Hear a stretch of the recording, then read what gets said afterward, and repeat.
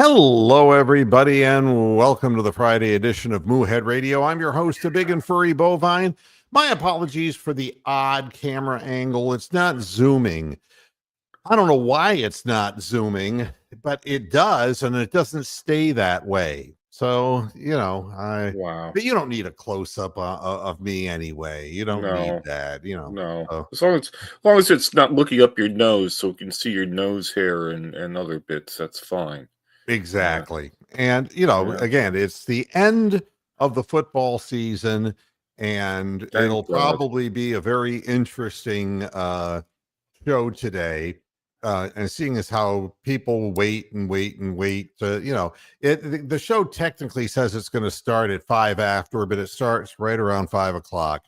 So I give people yeah, and Rick, you're absolutely right. Hey, what about us? We suck too.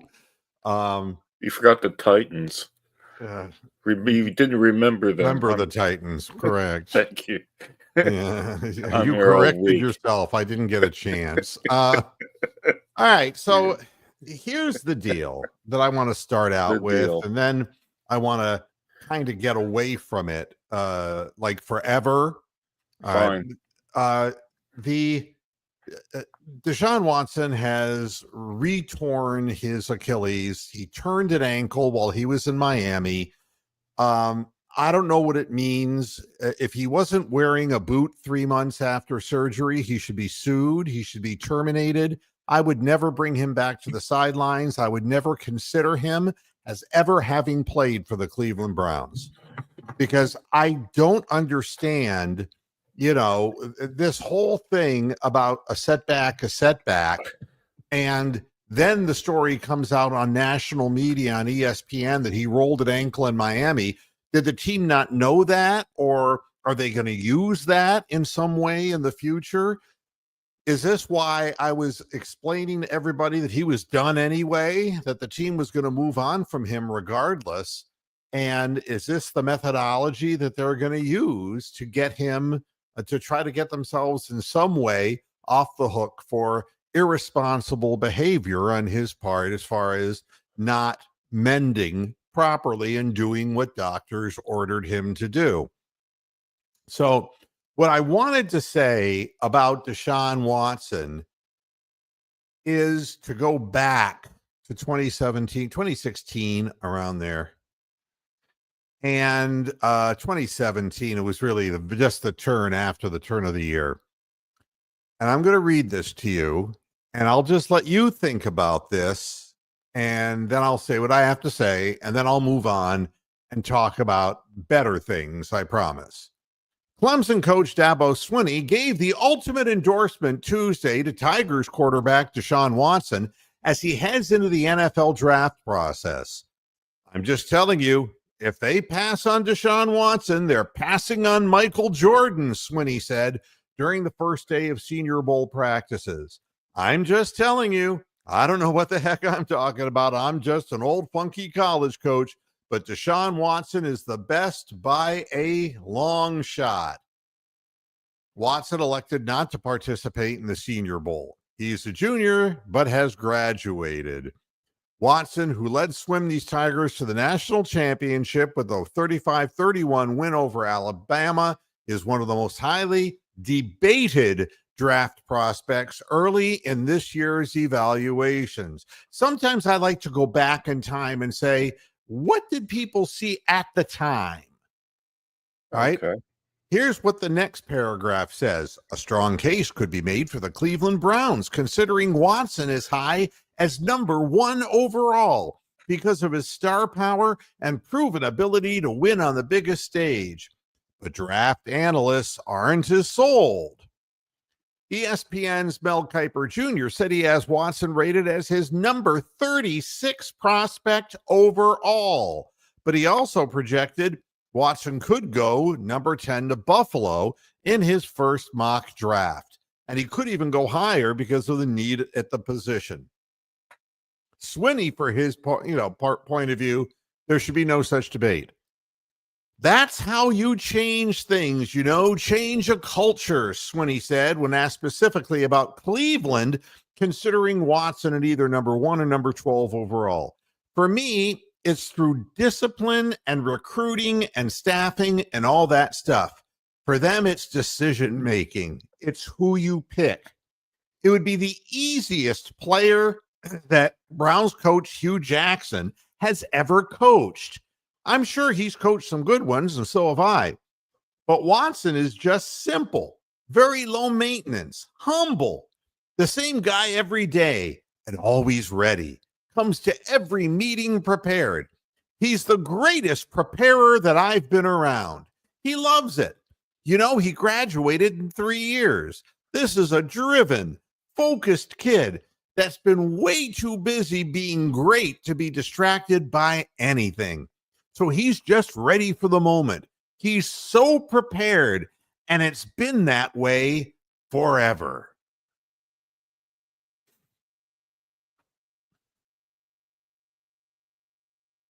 Now,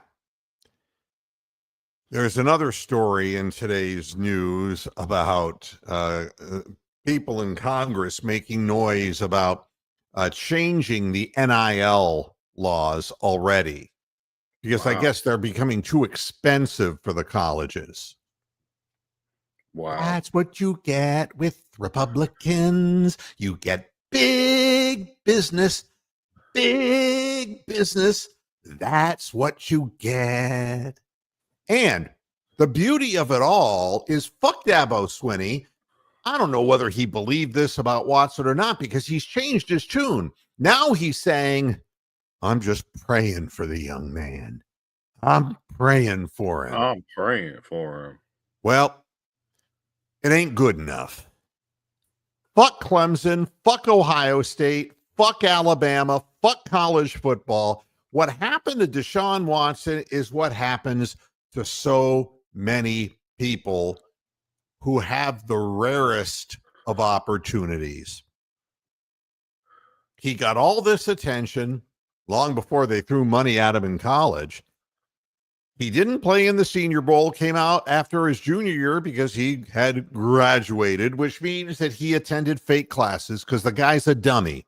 There's no way that he does everything in 3 years in college and having to actually go to classes that could challenge him, because he is mentally slow.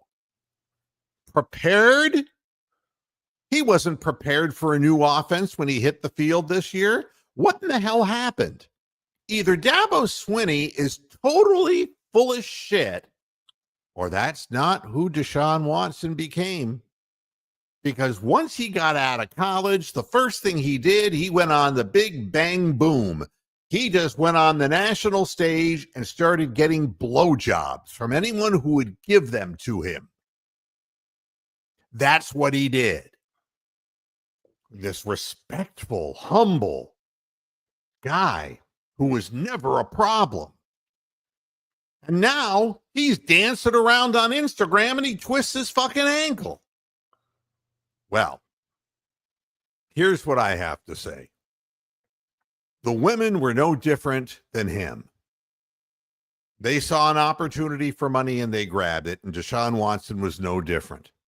The difference to me is that he is a professional, supposedly. He signed for a major contract and never committed himself to the Cleveland Browns. He never did a fucking thing.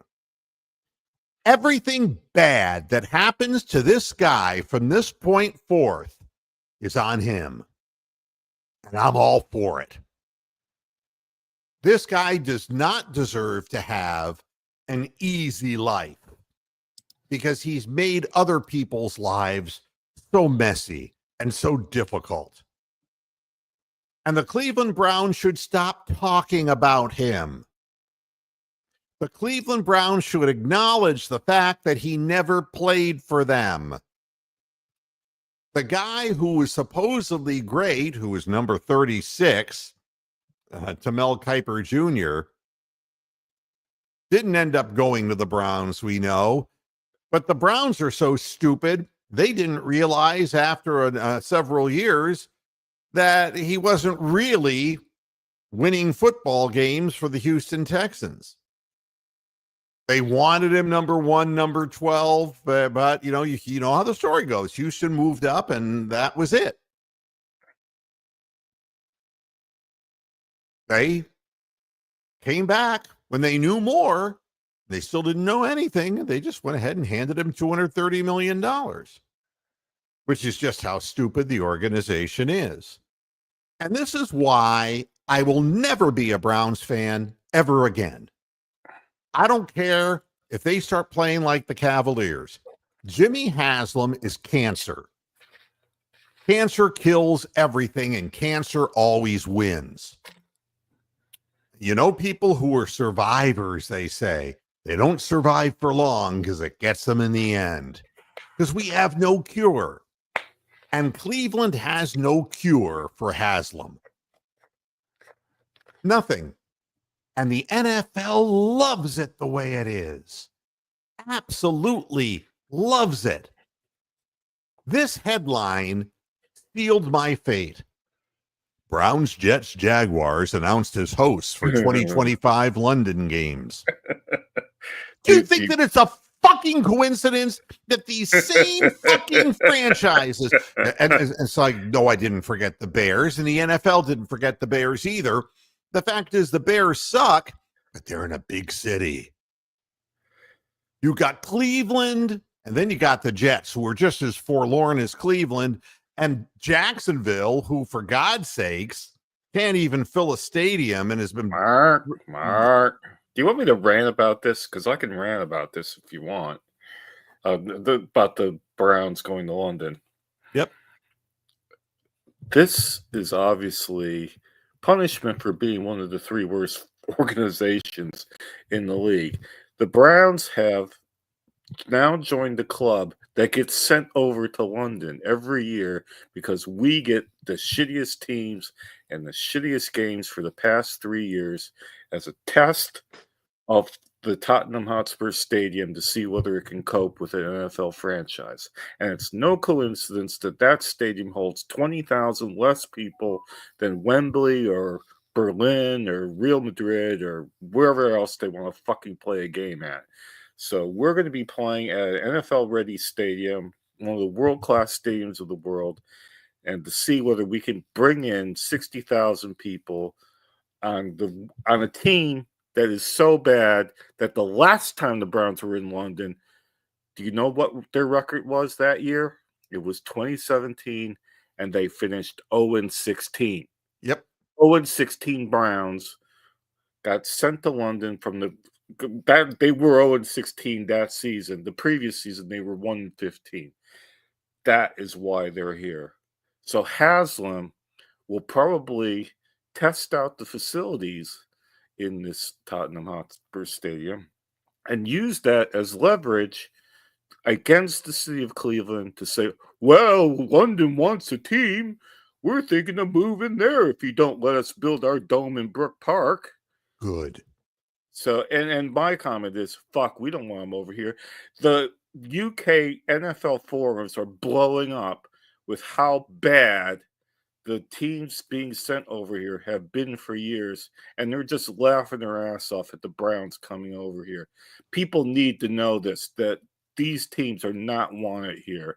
They're not even in the NFL. They're never going to win. They're never going to go anywhere. They just destroy themselves. They've never been good, will never be good, and will never improve. They have lousy owners, and they make the most incredibly stupid kinds of things, and here's a guy who is bored by it all. And you know something? You keep cheering, buddy. Not me. Not me. The fact of the matter is, you can make mistakes and draft the wrong guy.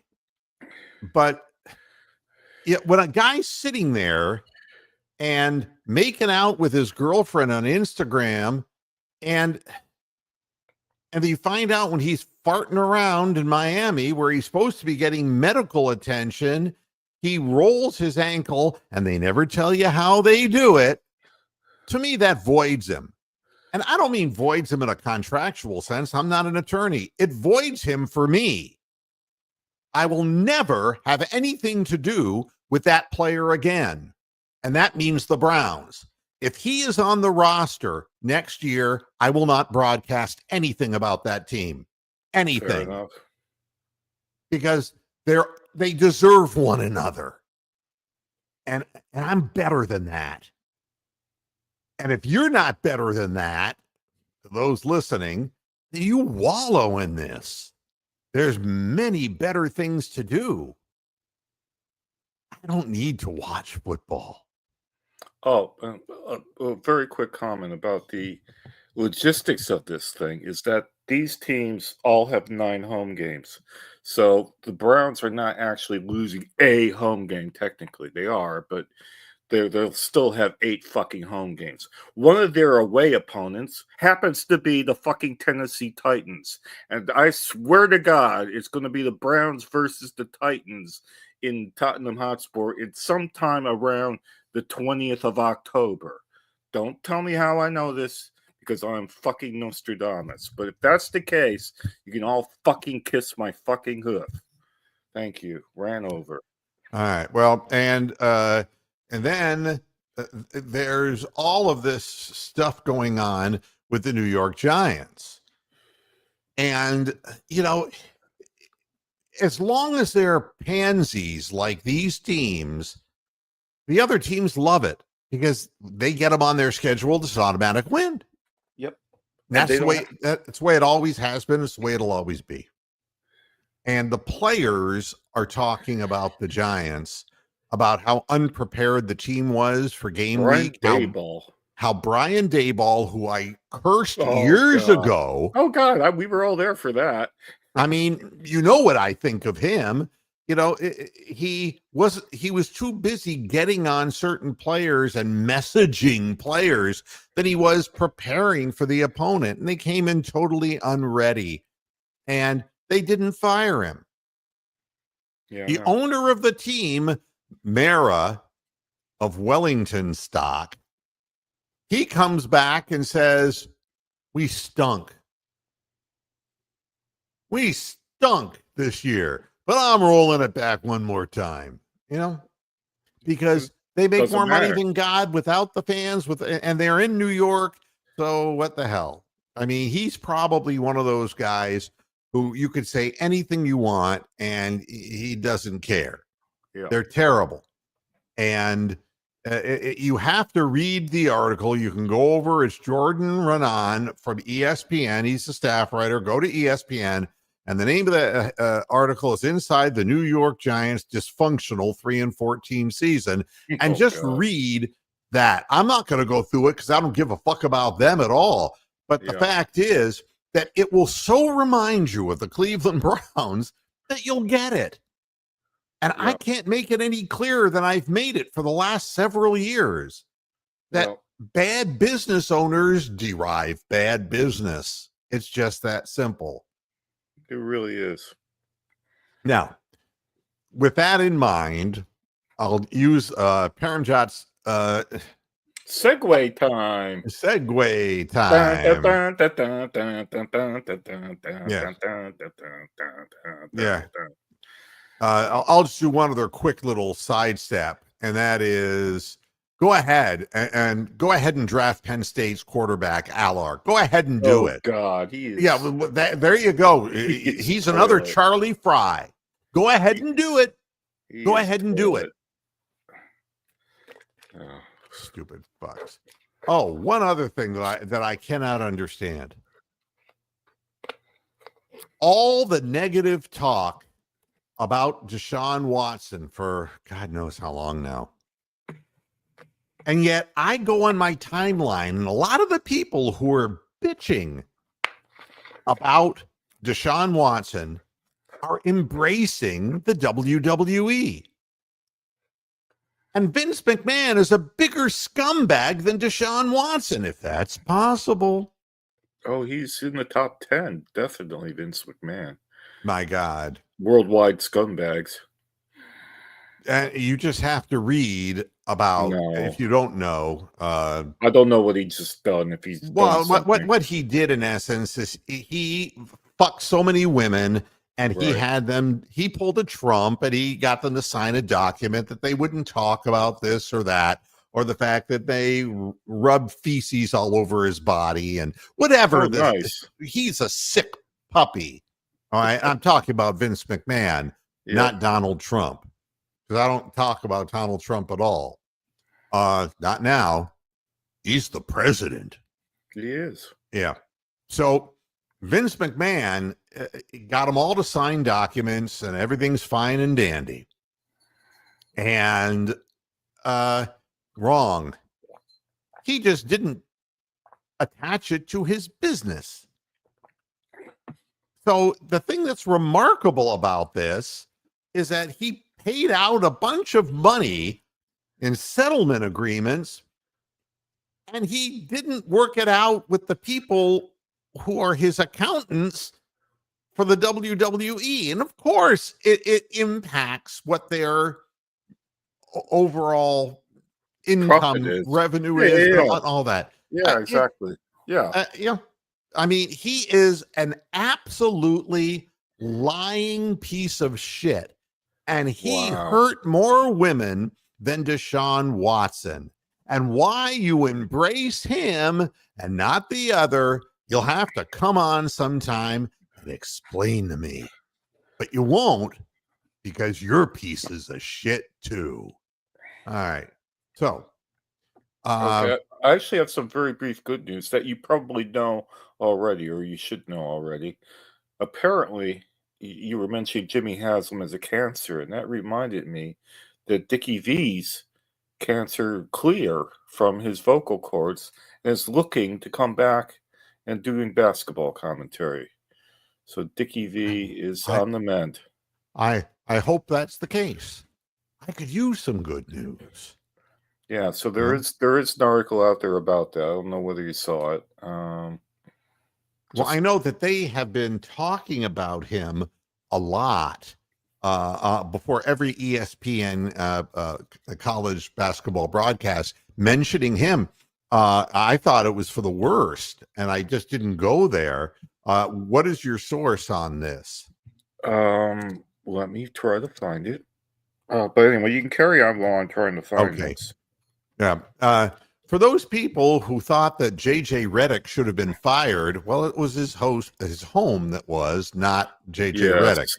Hmm. Poof. Just like that, gone. JJ Redick's house burned to the ground. And the Hornets and Lakers game, which nobody will miss anyway, except the NBA. Yeah, that game's been postponed. It's from ESPN, from an article from the 12th of December, but it somehow popped up in my timeline today, and it's Dickie V himself saying, Santa Claus came early, as Dr. Rick Brown called and said that my PET scan at 7 a.m. came back clean of cancer. Oh my God, thank you so much to all of you. Yes, I'm cutting the nets down, baby. It's my national championship. Well, I mean, look, here's the thing. It's going to be a fight that he fights for the rest of his life. Obviously, like Jim Donovan and all that. That's right. And, each step that you go through, if it buys you more time, that's a wonderful thing. And I'm happy for him. But I still stand by what I say. When you've had that much difficulty, it's eventually catches up to you. And I don't mean to be a Debbie Downer in a situation like this, but or a diaper dandy, or yeah, or whatever. Yeah. So at any rate, positive thinking. Why worry about the Browns when you have the Cavs? And so a little less than, a little more than half of the show yet to go. The rest is going to be Cavaliers. If you want to hear any more about the Browns, who has time? I know that I don't. I consider the last two games for the Cavaliers to be two of the most interesting games. And I don't mean just from the standpoint of the fact that the Oklahoma City game was pumped up on national television and the fact that the two teams had the best records in the NBA. But the difference between that game and the one that followed for the Cavaliers and against the Toronto Raptors. And I want to go over those two games. Oh, they were two incredibly different games. Well, but in the end, it's an interesting thing that I want to point out because I'll let you go. Go ahead. The focus right now on the Cavaliers is, of course, all-star voting. Why aren't the Cavaliers players higher? Darius Garland, is barely broken into the top 10. Jared Allen is nowhere to be found. Evan Mobley's way down on the list, and only Donovan Mitchell seems to receive any small amount of respect. Yeah. And that's where the focus is, and I could care less about that. It was always, and if you listen to this podcast, everybody knows what I knew about JB Bickerstaff. And some of the reasons that I knew came from very legitimate sources that I protect at all costs. But the agents of Donovan Mitchell and Karis LeVert, they wanted out of Cleveland because of JB Bickerstaff. JB Bickerstaff overworked, over minute played their star players and crippled them, and did not know any way of coaching his way out of a paper bag for a team that had upside, and he couldn't get them to that upside. Which takes us to the Oklahoma City Thunder game, where everybody in the country was ready to use that as the branding iron of the franchise. Absolutely. If the Cavaliers came in on their home court and lost to the Oklahoma City Thunder, it would be same old Cavs, because that's what they want. That's what they wanted. Absolutely. And it didn't happen. And let me explain to you the circumstances in which it didn't happen. Now, after the game, you know what ESPN said? Well, if Chet Holmgren, if,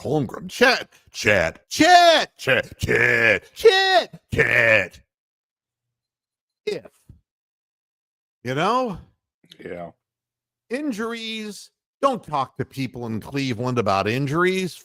Fuck these people. Would they be a better team with Chet Holmgren? Yes, of course.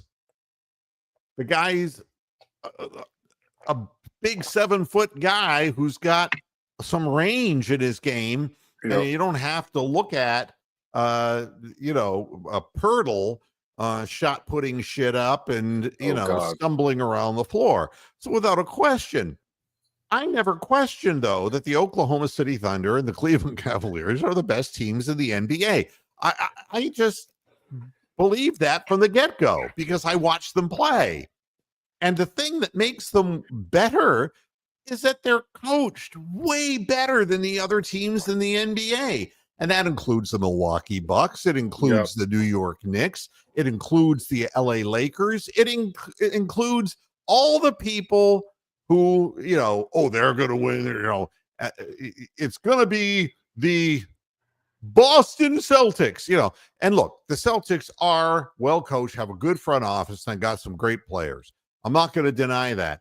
And they should be, based upon the fact that they're defending champion, they should be the favorites going into whatever the fight is. No different than when Muhammad Ali would go into the ring, or, if Mike Tyson walked into the ring against Buster Douglas, he was the betting favorite. It didn't always end up that way, but you earn a certain amount of respect when you are the champion. So I hold nothing against the Boston Celtics, but it's pure lunacy to suggest that the New York fucking Knicks are anywhere near as talented or as youthful or vibrant as the Cleveland Cavaliers or the Oklahoma City Thunder. The fact is, you've never been in Oklahoma because you don't even know where it is if you're in New York, because you don't know where anything is except New York. That's the nature of people who live there. Yeah. Oklahoma City got to where it is because they have a coach who's knuckling down and having them play defense.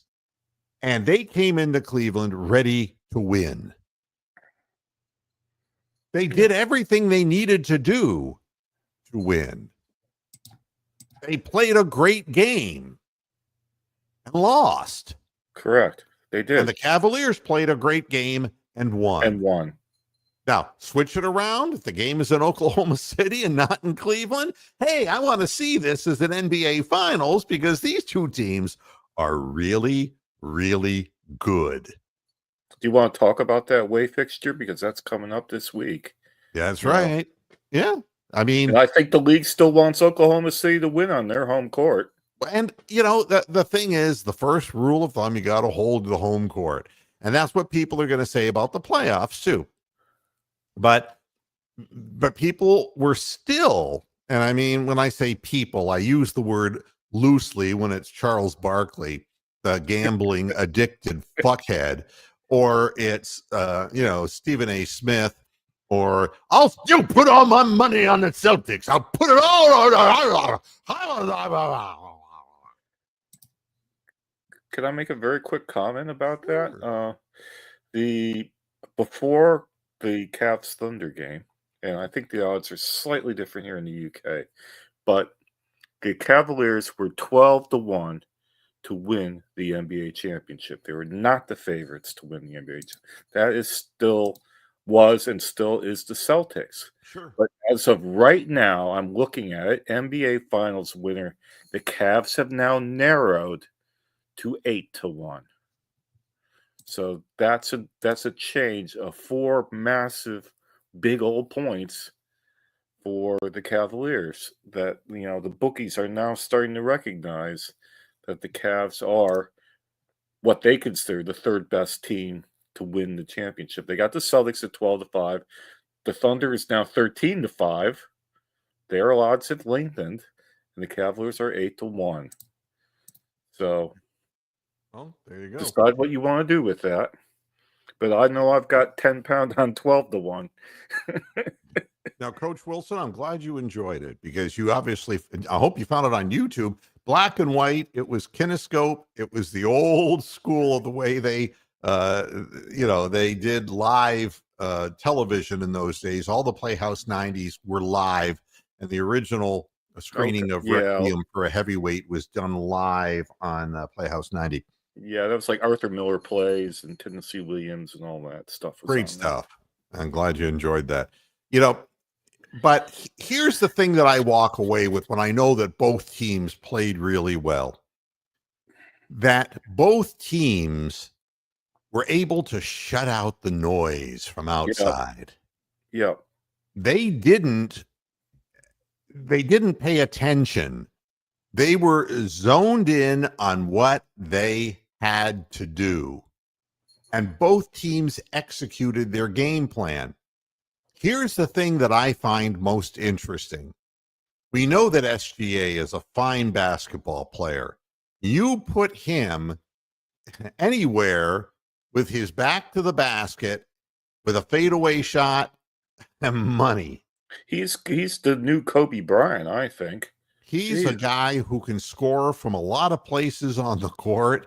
He's got 6'6" height, and he's got an incredible ability to know his spots on the floor. Yeah. He's got the fadeaway that Paul Pierce had, but he's got the agility to jiggle his way to the rim. He can penetrate. He can shoot. He can shoot from outside. He has become an absolute terror. And they've put together a group of players who are also very interested in playing defense. Yeah. Go ahead. Yeah, that game, the athleticism, there was no strolling up to the half court and go into your offense.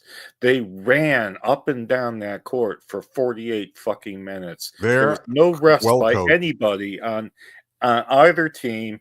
And you know what? There was no trash talking. There was no nonsense. There was no bad fouls as I could see. There's nothing that was flagrant or out of hand. The game was a legitimate fucking quality basketball game and a Fairly quality advertisement. officiated. Fairly officiated. Nothing you could complain about from that regard. Nope. You know, I mean, and there was the call where SGA was standing on the out of bounds line and they missed it. And, there are going to be bad calls, but you didn't get the feeling that it was just going one way. Yeah, it wasn't intent. And the fact that the guy reversed his call, was that?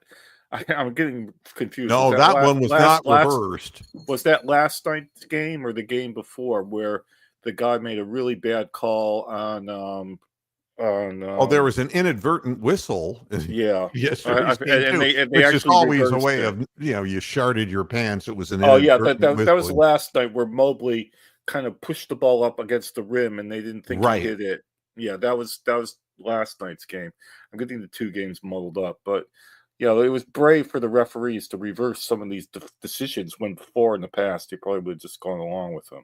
But here is the next talking point. Ron Shane says Donovan Mitchell only scored 11 points. But Donovan Mitchell didn't play at all yesterday in the back-to-back. And we don't have to have him every game doing his amazing spider act. The fact is the team is proving they can win without him having a good day or any day at all. And that is a huge thing. So for the Cavaliers, it's like the expectations that they crumbled under playing the Knicks and their inability to be at all physical. And and Jared Allen's famed quote that the lights were too bright even for him. Those are the things that people took with them from the last two experiences of the Cleveland Cavaliers in the playoffs. And this was the first time the team had an opportunity to step up and say, okay, with all the bright light shining, they just parked your game in prime time. They bumped somebody the goddamn else off of it. Bigger favorite teams to the dungeons of nighttime so that everyone could see that game in prime time at 7:00. Yeah. And thank you, NBA. Well, I mean, the fact of the matter is there's good basketball being played by both of those teams, much better, way higher quality basketball than are being played by the vast majority of teams in the NBA. And I've seen it all this year. I've really been watching games. It's the most NBA games I've watched in probably about 10 years so far this year. So, yes, I totally agree with that. There's a lot of mediocre, lazy teams out there. Oklahoma City and Cleveland are not one of them. But stop and think, what wins the game against the Oklahoma City Thunder? We'll take that game first. What wins that game? And the ability to hold their water when they fell down and fell behind, instead of just letting it go, they just kept tooth and nail. And they kept at it. When they needed points, of course, it wasn't Donovan Mitchell who was going to help out that night. When they needed the absolute closer, who did they go to? DG. And that's not true. They're up by 3 points, and in the previous possession, the Thunder missed a wide open three. Correct. Okay. We got the rebound. And we came down the floor, and who was the play set up for? Fuck. You got to remember, I'm watching these at 4 a.m. I can't. Yeah. Evan Mobley. Right. Mobley got the ball and just backed his man down in the paint and threw the baby hook up, and man, nothing but net. And calm, cool, collected, 3 went to 5. Yeah. And and after that, Mobley blocks a shot on the other end. Correct. The Cavs Yeah. move back down the floor and Yeah. then increase their lead, and then it's over. Okay, Yeah. then it's done. It was DG last night. Yeah, but again, when you're playing a game where the world is watching and the judgment people and the networks are going to, they bring Doris Burke and her saggy 60-year-old tits on the air, and somebody got to tell her, you got to cut with the low blouse thing. That ain't going to cut it. I mean, you're a good announcer. You don't need to do that. That would be like, Milton Berle didn't have to pull out his penis to get the crowd to laugh. You know what I mean? Or gasp or whatever they would have done. You got talent, you show talent. But then they brought, Mike Breen onto the thing, and, bang, Mr. Bang shows up for the broadcast. This is like a playoff fucking game, man. This is, the whole world is watching. They were, man. But both teams shot over 50% from the floor, over 40% from three. There wasn't. They did. Nothing separated statistically in that game. Amazingly, I'll tell you, for the field goal percentage, Oklahoma City were 48 of 90. The Cavs were 47 of 90. Unbelievable. I mean, just that close. And quality basketball. And what I would say walking away from the Oklahoma City Thunder is they're as good as the Cleveland Cavaliers are, and they're going to have a chance to show that on their home court, this coming week. So there's plenty of opportunity and plenty of redemption that can come their way. So then the Cavaliers have won this big game, and they're celebrating. And it's like, I didn't realize, and a lot of Cavaliers fans didn't realize, we had to play the next day.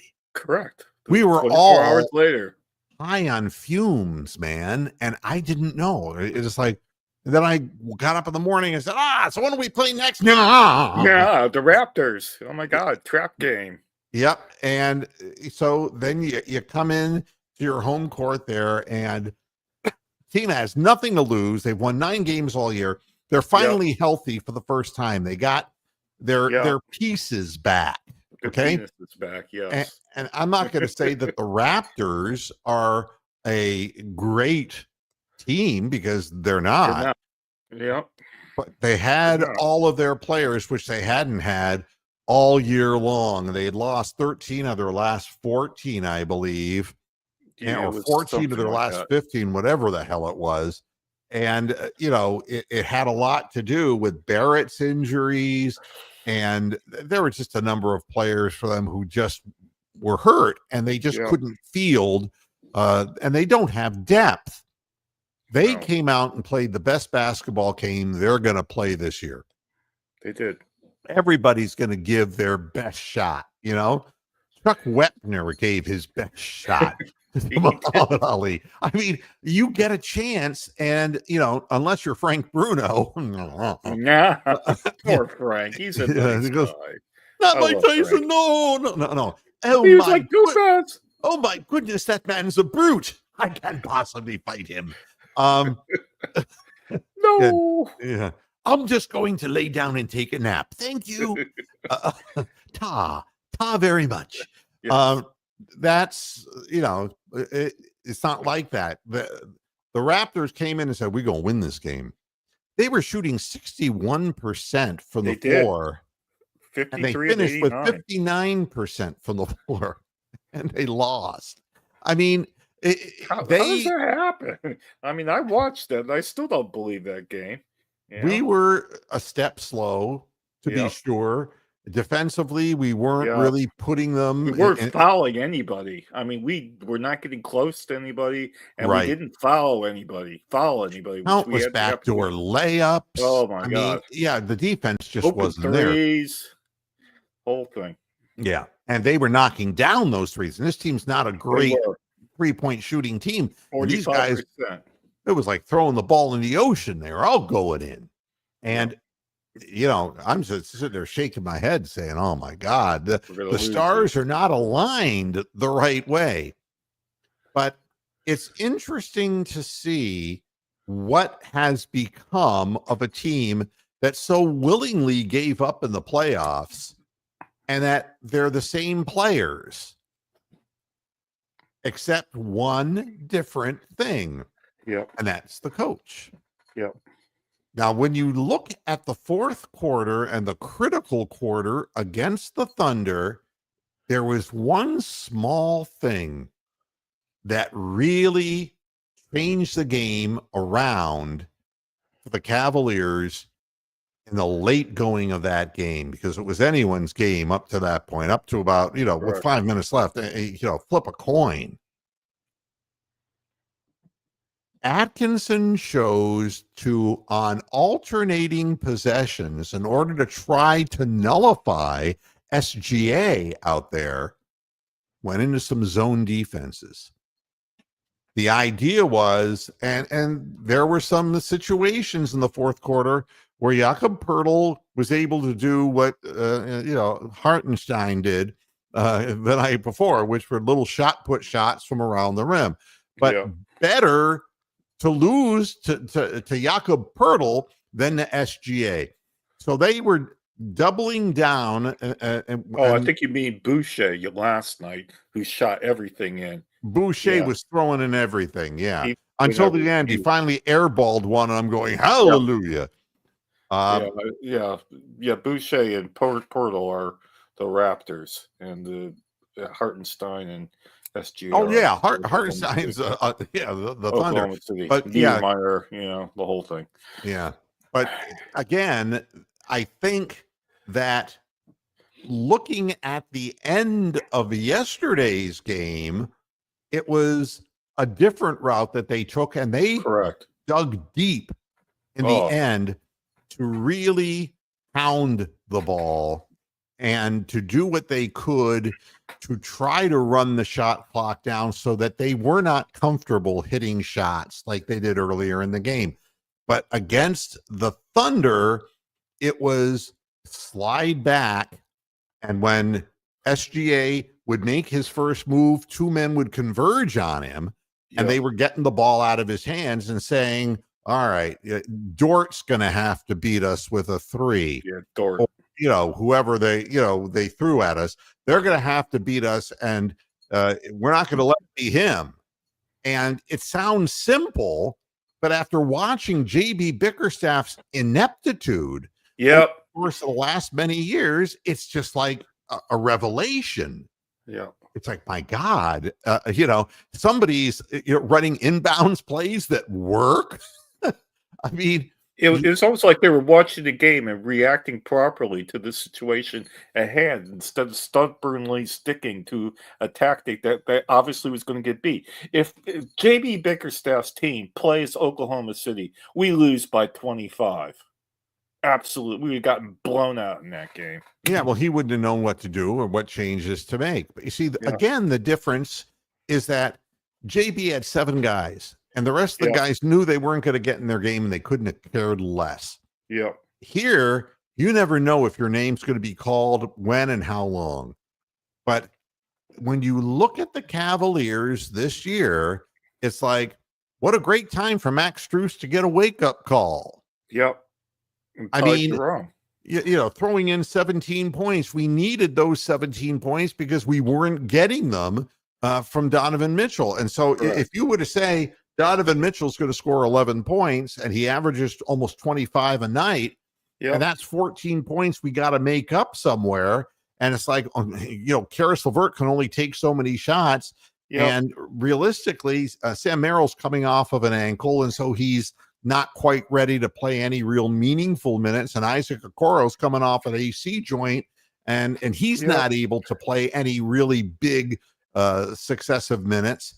It's got to come from somewhere, and it's Ty Jerome and it's Max Strus. These are not the most athletic men in the world. And Niang knocking down some threes. I mean, but everybody has a role and is ready to play. And you're wondering why the team is just that, a team instead of a collection of individuals. And the best thing that I saw was with Donovan Mitchell getting a rest on the back-to-back and watching Darius Garland and his 40-point explosion Yep. and taking care of business on his own shoulders.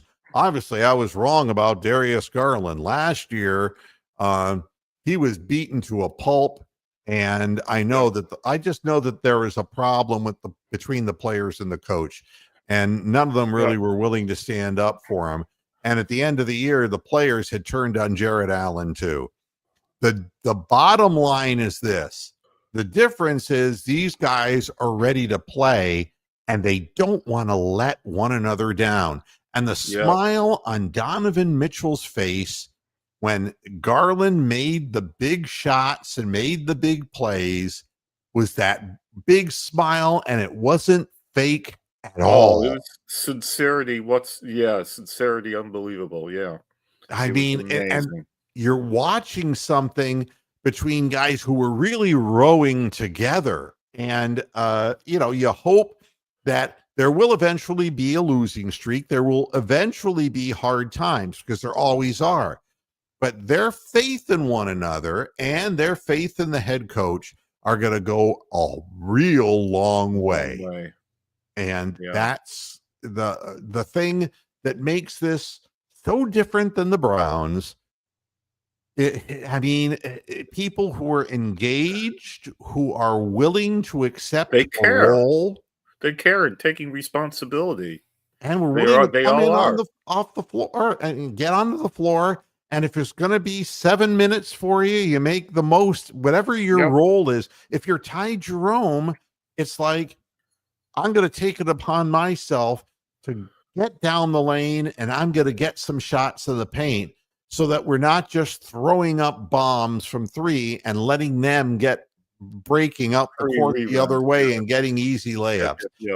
And, it's people knowing what their strengths are and what the team needs, and they're thinking team first, making the extra pass to get the ball into the hands of somebody like Max Strus, who has been shooting well the last couple of games. Yeah, he was 4 of 7 last night. And the thing about Merrill, you mentioned Merrill. Yep. He obviously didn't score much last night, but he played 13 minutes and his plus minus was 13. So he was highlighted on the broadcast I was watching for his sticky like glue defense last night. And he might have had an effect on Boucher and some of the other people that he was guarding when he was out there. When he was out there, they showed one isolated play in which he was just all over the court. Yeah, he was all over everywhere. He was like doing Cedi Osman, whatever it takes to get the job done. Each person has a role, and it isn't predicated on how many shots they take. It's like you give quality minutes when you're on the floor and just absolute effort. And that is all you can ask for. And for fans of Cleveland sports, if people who were saying, well, I'm really not into basketball. No, you're just not really into the city you're living in, because the fact is that it's been denigrated. It's been insulted in so many different ways that from, people in studios in Los Angeles and in New York, pretending like they're the big monkey mucks and that their city is the be all end all. It is still about the quality of the product. It's still about the effort that people make. And, seeing George Niang, now I don't mean just standing still and shooting an open three, but I mean grabbing and ripping the ball away from somebody. He did. I mean, making an effort, just and being involved. And as fast as his little Fred Flintstone feet can move, trying to play defense. He does look like Barney Rubble running around out there. The effort is just, it's contagious. And everybody has a role. Now, here's the other thing I want to say.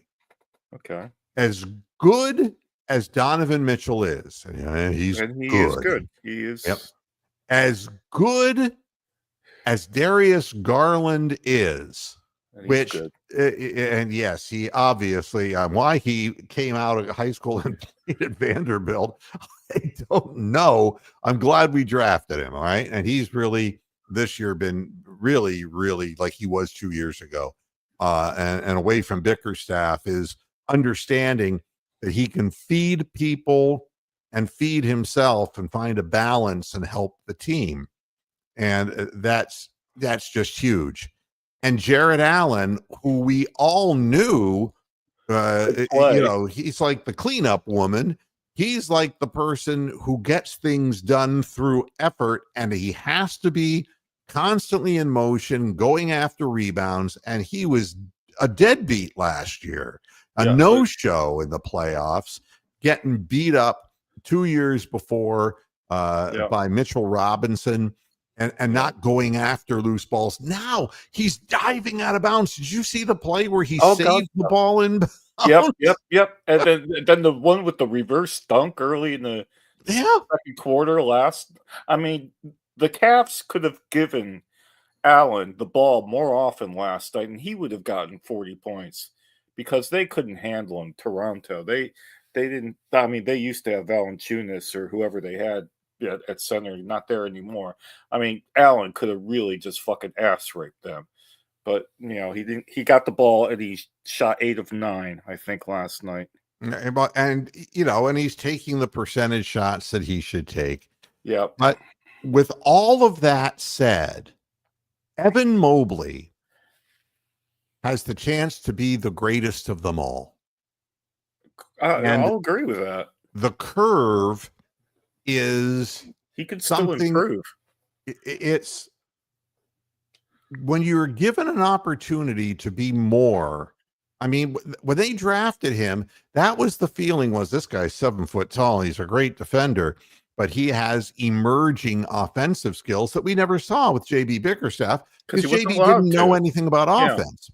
Yeah. So, it was like, we'll play him like, when Jared Allen's out of the game, we'll just pretend like he's Jared Allen. Yeah, he's a 5. We'll play him like that. Yeah, and he was ridiculous. But take a look at what happens in this league to the most successful players. You can start with LeBron James if you want, and I'm not comparing these players to one another. But if you remember when Giannis came in at 19 years of age, and you see how he built himself up, or how Karl Malone back in the day, came into the league and then built himself up. How people take their job seriously and become better players. Well, Kobe Bryant too, wasn't he like 18 when he started? Yep. Too? And he never really got much playing time the first 2 years he was with the Lakers. I think Kobe Bryant's probably the best example of that, where hard work and dedication. And not that I'm a big Kobe fan, but right. But I mean, hard work gets it done. I mean, and Michael Jordan was a very hard worker, hard worker. Yeah. I mean, and Larry Bird was a very hard worker. And, with Larry, you didn't see the body aspect of it. But when you looked at these other players and you saw the development, physical development, and then you saw Evan Mobley coming in for the first couple of years as a beanpole. People were getting down on him, saying he's never going to be anything but a defensive player. He's going to be you can lob it to him every now and then kind of guy, but he's never really going to develop a full offensive routine. But now he's getting the ball out front. He's throwing in threes, and what's even more interesting about watching it, at first, the 3 points, people weren't even coming out on him. And so he would have all the time in the world to look at it. You could think have about a cup of coffee, Yeah, a cup of tea, a crumpet, and the whole thing. Using that form and getting himself in the absolute right position. But in yesterday's game and the game before, you see him catch the ball in the corner and put it up right away. There's no pause. And that's the difference between he and Okoro. Okoro still has to think about it. Yeah. As many times as he's practiced his shot, he has to think about it. But Mobley knows it now. He's getting the feel of it. Catch, shoot, muscle memory. Yep. So that he doesn't have to hold on to the ball for a long period of time. Also, his ability to back through people. And again, some of the people, when he muscled through Hartenstein, I mean, he just blew him over under the basket and put it in. And it's like, man, he could never have done that before. No. And part of it is physical. You can see that he's gotten a little bigger, but so much of it is being given the opportunity to be on a certain spot on the floor and giving him an opportunity to be a certain type of player. And he is becoming as a quiet leader like Tim Duncan was, which makes me want to say this to finish the show up. The NBA will always have its predilection toward the bigger cities. Yeah. But things are changing. You pointed out quite correctly, Bronk, that so much of the talent is coming from overseas now. And the draft is littered with Europeans.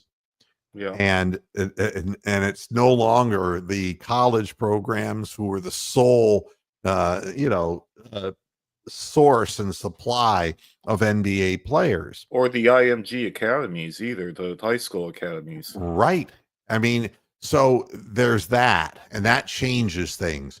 The change of thought happened many years ago briefly when the San Antonio Spurs put together a team with twin towers, and tell me if this sounds at all similar to you. Yeah. You had David Robinson and you had Tim Duncan. Duncan came to them from Wake Forest, and Robinson was already with them for a while from the Naval Academy. Yep. And they slowly but surely fed more players into the system, and they became a dynasty. Nobody cares about San Antonio now until Wembanyama now is playing, and so they're getting some publicity. But all these years since those days, the Spurs just became a home of Jetty Osman. Nobody cared about San Antonio anymore. You never heard about anything.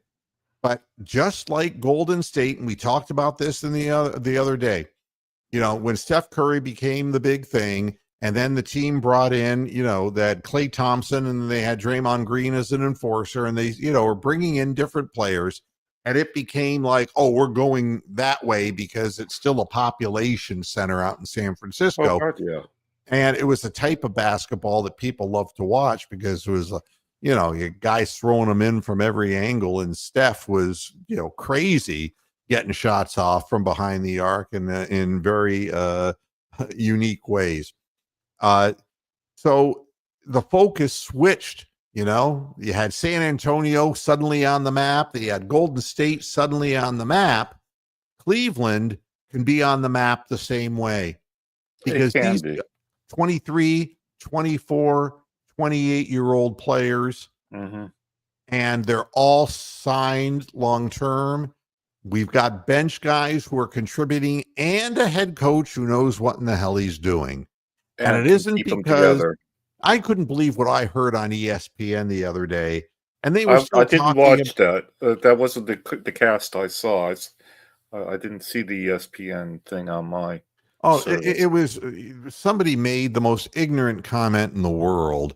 And it was like, well, like the last time they meant anything was when LeBron left. It's like, are you still talking about LeBron? That's ages 40 years old and he got himself a rocking chair. I mean, LeBron James, God bless him. He gave us, he brought us a championship, and I'll never forget that. But that was then. That was 2016. It's fucking 9 years later now. Correct. He's practically a grandpa now. So yes, leave him alone. So I guess what I see now more than anything is they're suddenly saying, there really are 3 players on the Cavs that should be all-stars. And they're still trying to the team's trying to make the case for 4. Yeah. And, it's a unique time when you have players under control who have real talent and have the right coach driving them. And what I will say next is what I honestly feel. Okay. If the Cavaliers win the national championship, if they win the trophy, if they win it all the cameras are going to be in Cleveland, because this team plays well, they play correctly, they play efficiently, they're exciting to watch, and all of that bullshit will go away for a short while. And these guys are young and contractualized. There won't be any talk about, well, Donovan's going to go to New York. There's going to be none of that bullshit anymore. Correct. They're going to either have to ignore the best team in basketball and the next dynasty in NBA basketball, and they can't afford to do that because their viewership's already down. The fact is, the way you get your viewership back up is a team that catches the imagination of the country. And the only way that can happen if they see them. They have to see them play. And the slogan, let them know, is let these idiots in the NBA office know, because this is your next potential dynasty franchise. I agree. And this is the best team I've ever seen in Cleveland, as far as any team in a team concept goes. Now, there's the other thing. If they get into the playoffs and they lose again, they can still say, well, same old Cavs, and that's what they will say. But when you win one, it gets easier. The burden is off your back. Yeah. So, that's today's show, and I couldn't be more disappointed in the Browns and more pleased with the Cavaliers. And Cavs are going to be back playing what, Sunday? Is that Sunday at about, I think, 6:00 your time? Pacers at Rocket Mortgage Field House. Yeah, and there we go. So a little bit of rest will go a long way for the troops. And I'll be watching. Thanks for being here. I appreciate it. Thanks to Christopher in the chat room, and to Ron, and to Amsterdam, and to all the people in there, and Coach Wilson. Thanks for stopping by. And I just want to say, fuck the NFL. You guys are a bunch of fucking fuckers. That pretty well covers it. I hate the NFL right now. Absolutely. All right, Bronk. Thanks for being here. I appreciate it. And time to move on. And, for once, there's not going to be any weekend football halftime and post-game shows. And for that, I am absolutely grateful. Oh, can I do something to Big Lurker? Good luck in the championship. I'm glad to see you guys are in the playoff places. I want to see you go up. And you notice I didn't say anything about Ohio State's game. Oh, right? Enjoy watching the game. Fucking college football is 4 hours of tedium. Jesus Christ. Enjoy watching the game. I mean, what the hell? That's what there is to do tonight, and that's going to be what people are doing. And I would rather that Ohio State win than lose. Let's put it that way. I'll tell you what, Notre Dame is surprising me, and I like their coach. I wish anyone can beat James Franklin and Penn State. Well, that's true, but God, they beat Georgia as well. So not everyone can beat Georgia. So Ray Charles. Yeah, I'm never going back to Georgia. Never going back. Well, time to get out of here. Thanks, everybody, for tuning in. No! And I will see you again on Monday. Until then, hasta la vista, Pastor Heads. Good night. No. No.